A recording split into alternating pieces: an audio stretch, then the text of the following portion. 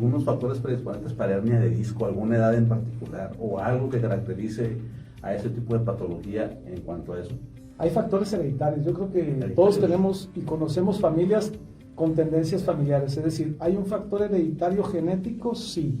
Pero también no puedes saber, Arturo, si también son hábitos de la familia. El mal sentar, el hacer ejercicio inapropiado, pero mucho.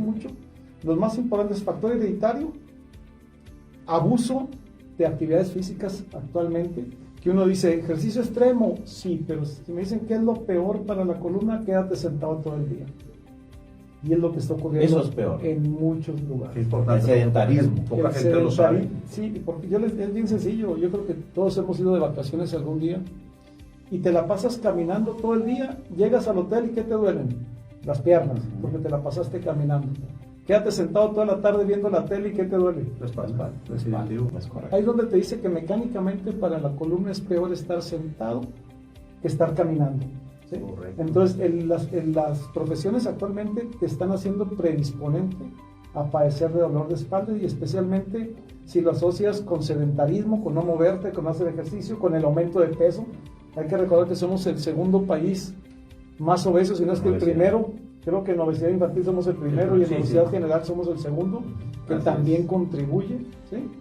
Y yo creo que son los dos factores más importantes. Aquí nada más, antes de que se me vaya la idea, hay dos enfermedades que se parecen mucho. Y pues tú que eres radiólogo, tú lo sabes, y se parecen mucho en imagen, pero clínicamente son diferentes. Una es la hernia de disco, que es la que hemos estado platicando, y la otra es conocida como ruptura discal. ¿Qué es la ruptura discal? La ruptura discal es cuando la hernia no está tan bien hecha, sino que realmente todo el disco está bombado, ¿sí? Y esos generalmente se quejan principalmente de dolor de espalda, no tanto de ciática. Yo creo, si se fijan, somos la gran mayoría. La gran mayoría somos los que de repente haces una actividad inapropiada, te agachas, cargas y te duele la espalda. Sí.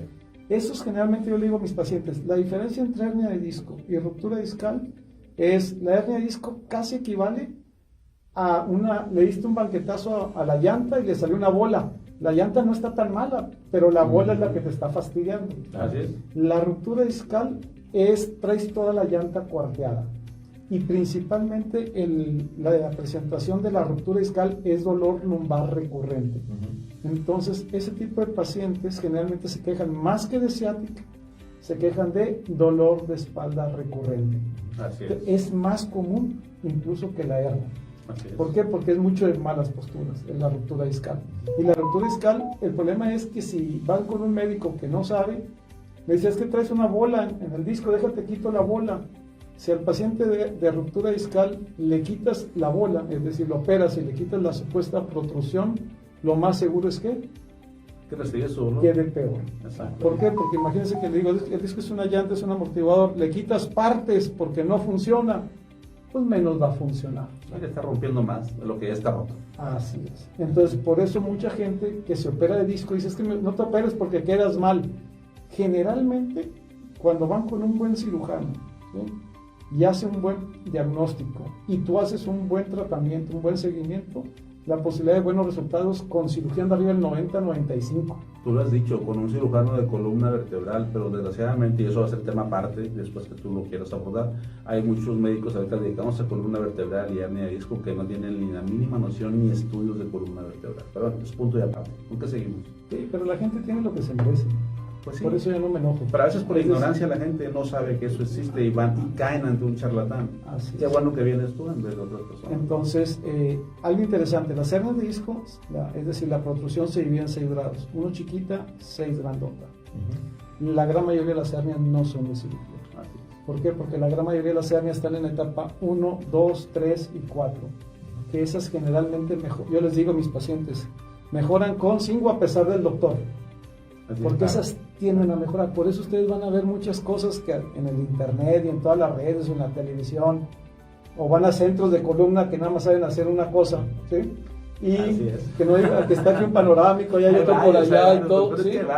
Pero es que es bien interesante, ¿no? Sí, ¿por qué? Porque ellos juegan con la evolución natural de la enfermedad. Exacto. ¿A qué me refiero? La evolución natural de la enfermedad en una hernia de disco significa que si tú hiciste algo inapropiado, no tienes un gran antecedente de dolor de espalda, no tienes un gran antecedente de dolor ciático, te agachas, te hincas, te caen encima o algo y te lastimas, el 90% van a mejorar con Cingo a pesar del doctor en 3 a 6 semanas. En un periodo de tiempo.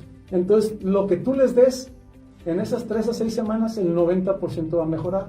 Entonces, ellos juegan con eso y de ahí abusan de cobrar tratamientos de 40, 50, 60 mil pesos cuando realmente es el tiempo el que te va a curar. Así es. Entonces, yo siempre digo a mis pacientes, si no tienes un gran antecedente de dolor de espalda, ciáticas, no importa el tamaño de la hernia, es la historia. La historia es lo que te está diciendo si el disco funciona o no funciona. Si no tienes un gran antecedente, lo más seguro es que 3 a 6 semanas vuelvas a estar bien con Cingo a pesar del doctor. Yo le digo a mis pacientes, no se preocupe, es algo agudo, si no, me agaché, doctor, me quedé intrincado cuando saqué algo, lo típico de la cajuela del carro. ¿Sí? Les digo, no batalles, tranquilo, lo más seguro es que se te quite en 3 semanas, 90%. Los medicamentos no sirven para nada, ni los antiinflamatorios, ni los analgésicos, no sirven para nada. ¿Para qué los dan los doctores o para qué los damos? Porque en ocasiones yo también los doy. Para ocultar la molestia en lo que el paciente se recupera. ¿Sí? Y eso hay que aclarárselo al paciente. Siempre se los digo, les digo, es bien sencillo, el disco no lleva sangre, te puedes tomar la farmacia, no le va a llegar nada. Lo único que estás haciendo es ocultar el dolor en base a medicina. Es válido en etapas agudas, en etapas crónicas yo creo que no, porque simplemente no estás atacando la enfermedad. ¿Sí? El dolor, hay que decirle a la gente, y siempre se los comento, el dolor es un aviso de daño. El dolor es la forma en que el cuerpo nos está avisando que está lastimado. ¿Sí? Entonces, yo les digo, es como, el dolor es el aviso, es la alarma de que algo no está bien. Yo les digo, imagínate que traes un problema muy intenso y te está avisando tu cuerpo con dolor. Equivale a como poner una alarma de incendio, te empieza a quemar la casa, y dices, oye, vieja, apaga la alarma, no, que está haciendo mucho ruido. En lugar de atacar el incendio. Sí, claro. Y así es el dolor. Claro. No es atacar el dolor con analgésicos y antiinflamatorios, ¿sí? Y algunos hasta dan morfina, que me impresiona cómo manejan la morfina, que no se supieron ustedes, hubo una crisis en el manejo de morfina en Estados Unidos y sigue vigente. Sí, claro. ¿Por qué? Porque a la gente se le hacía más fácil tomar morfina para que no le doliera y al doctor pues dárselo al paciente para que sienta a gusto. Sí, o pongas un parche. Cuando realmente no estás atacando el problema. Entonces hay que escuchar al dolor. El dolor es el aviso.